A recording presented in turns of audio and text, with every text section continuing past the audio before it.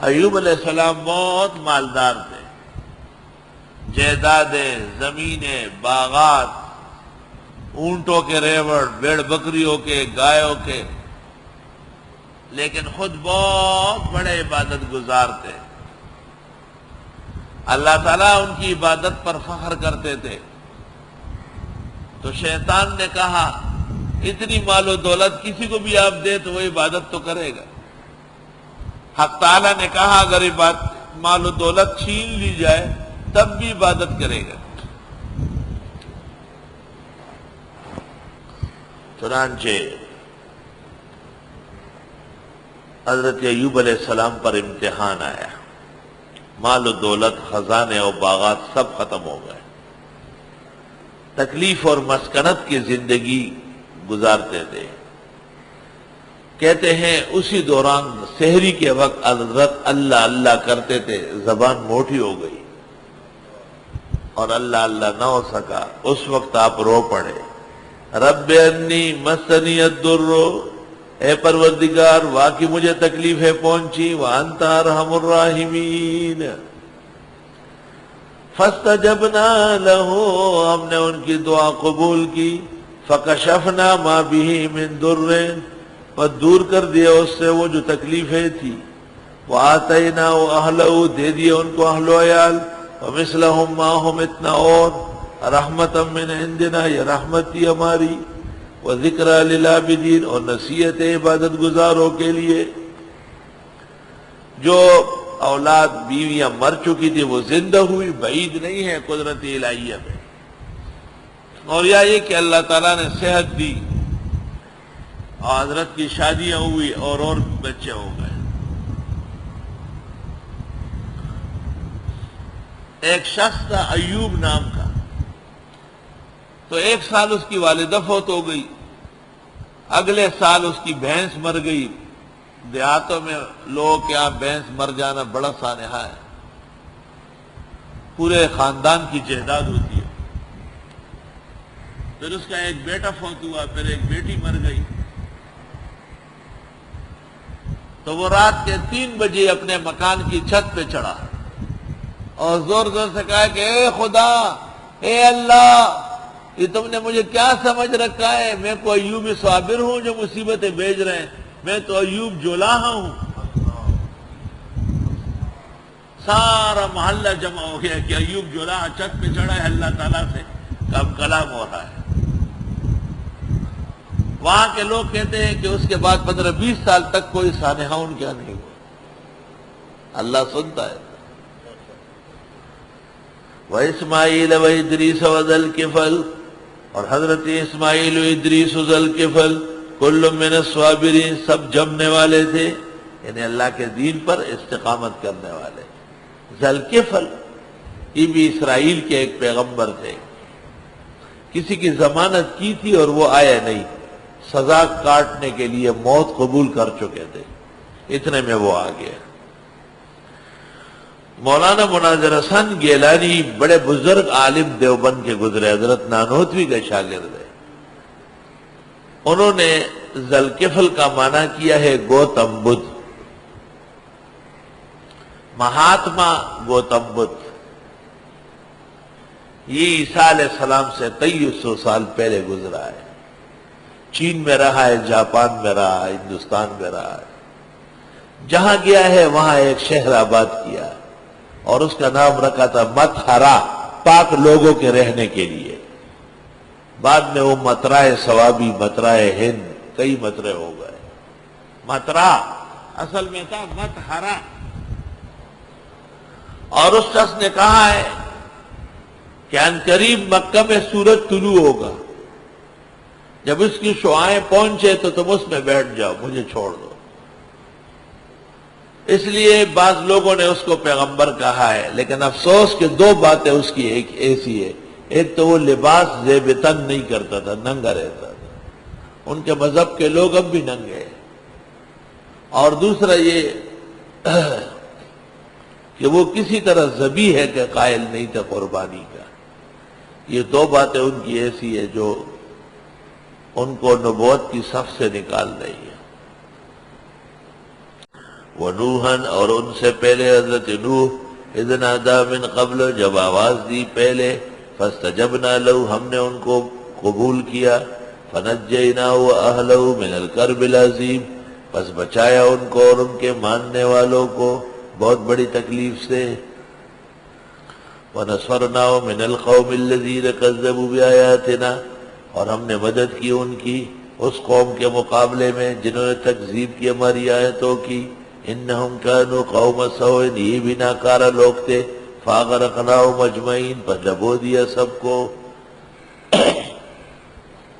وداؤد وسلیمان اور حضرت داؤد و سلیمان اذ یحکمان فی الحرث یہ فیصلہ کرنے لگے ایک کھیتی کے بارے میں اذ نفشت فیہ غنم القوم جبکہ چر گئی تھی اس میں بھیڑ بکریاں ایک قوم کی بھیڑ بکریاں بڑی مصیبت ہے تھوڑا سا کھاتی ہے اور زیادہ خراب کرتی ہے اور یہ تو کوئی ریوڑ تھا جو کسی کی کھیتی میں چر گئی اور وہ شخص نے آ کے حضرت داؤد علیہ السلام کے ہاں مقدمہ کیا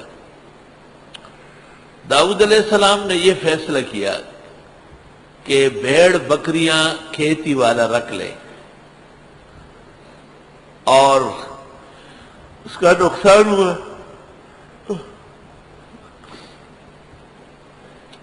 تاوان مقرر کیا ہوگا کہ کتنا نقصان ہوا ہے فصل کا دیکھنے والوں نے آ کے کہا صاحب وہ تو فصل ختم ہو گیا کچھ بھی نہیں باقی تو داؤد علیہ السلام نے کہا اتنے پیسے دے دو نے کہا میرے پاس نہیں کہا بھیڑ بکریاں چھوڑو چلو وَكُنَّا لِحُكْمِهِمْ شَاهِدِينَ اللہ فرماتے ہم اس فیصلے میں موجود تھے راستے میں سلیمان ملے ان کا بیٹا شہزادہ مشہور کیس تھا پوچھا کیا فیصلہ کیا ابا جی نے کہا یہ فیصلہ کیا واپس آئی داؤد علیہ السلام کو سلیمان نے کہا کہ حضرت جی بھیڑ بکریاں کھیتی والا رکھ لے اس دوران جو بھیڑ بکریوں کے بچے پیدا ہوئے دودھ دہی مکھن گھی وہ اس کا ہے اور بھیڑ بکریوں والا کھیتی کو پانی دے کھاد دے محنت کرے جب کھیتی دوبارہ بحال ہو جائے تو بھیڑ بکریاں مالک کو واپس کرے اور کھیتی والا اپنی کھیتی سنبھالے فَفَهَّمْنَاهَا سُلَيْمَانَ پس ہم نے اس واقعے کی زیادہ سمجھ سلیمان کو دی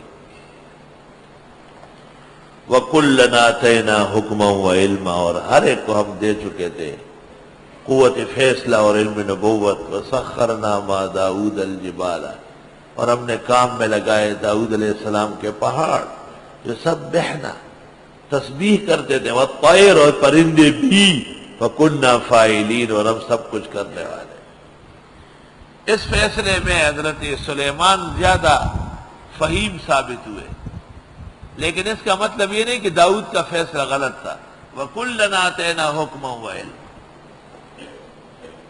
بہت سارے مسائل میں ابو حنیفہ کا فیصلہ روشن ہے لیکن مالک شافعی اور احمد وَكُلًّا آتَيْنَا حُكْمًا وَعِلْمًا وہ بھی اصحاب علم و عمل ہے ان کی بے ادبی کی اجازت نہیں ہے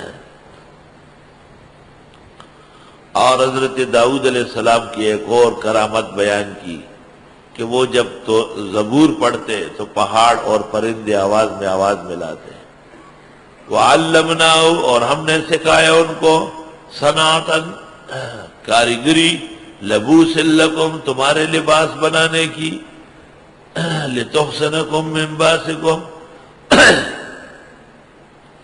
تاکہ بچائے تم کو تمہارے جنگ سے فَهَلْ أَنْتُمْ شَاكِرُونَ ہو تم شکر گزار داؤد علیہ السلام لوہے کے کڑے آپس میں ملا کے ان سے جنگی قمیض ذرا بنا دے سورۃ سبا میں ہے وَأَلَنَّا لَهُ الْحَدِيدَ ہم نے ان کے ہاتھ میں لوہا نرم کیا تھا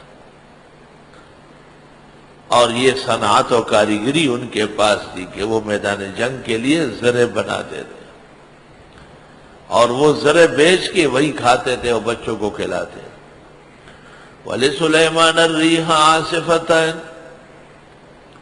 اور حضرت سلیمان کی تابع کی تیزتن ہوا عاصفہ تیزتن عاصف تیزتن تجری بامرہ الی الارض، جو چلتی تھی ان کے کہنے سے زمین کی طرف. کون سی زمین؟ التی بارکنا فیہا، جس میں ہم نے برکتیں ڈالی. روح المانی میں لکھا ہوا ہے کہ سلیمان علیہ السلام فجر کی نماز پڑھتے تھے استخر میں، اور دوپہر گزارتے تھے کابل میں، اور عصر و مغرب بیت المقدس میں، اور عشاء کعبہ شریف میں. پوری دنیا کا چکر لگا لیتے تھے جو اس وقت تھی.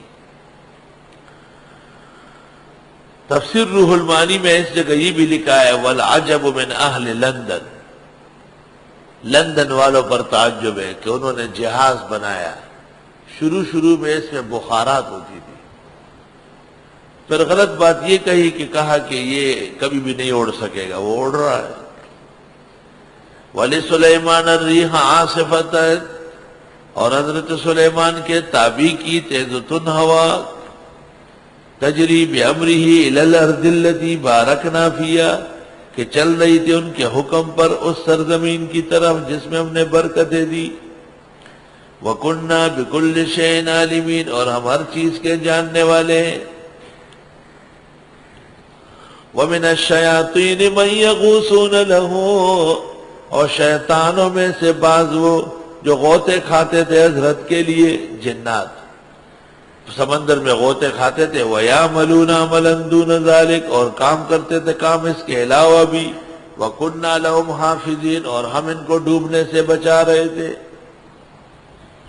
جنات سمندر میں غوطے لگا کے قیمتی لال و جواہر نکالتے تھے. حضرت سلیمان کے ہاں دربار میں ڈھیر لگتے تھے. وَأَيُّوبَ، اور حضرت ایوب کو یاد کرو. اذ نادى ربہ، جب آواز دی اپنے رب کو. انی مسنی الضر، کہ بے شک مجھے پہنچی ہے تکلیف. وانت ارحم الراحمین، اور آپ رحم کرنے والے ہیں. ایوب علیہ السلام یوسف علیہ السلام کے داماد ہیں.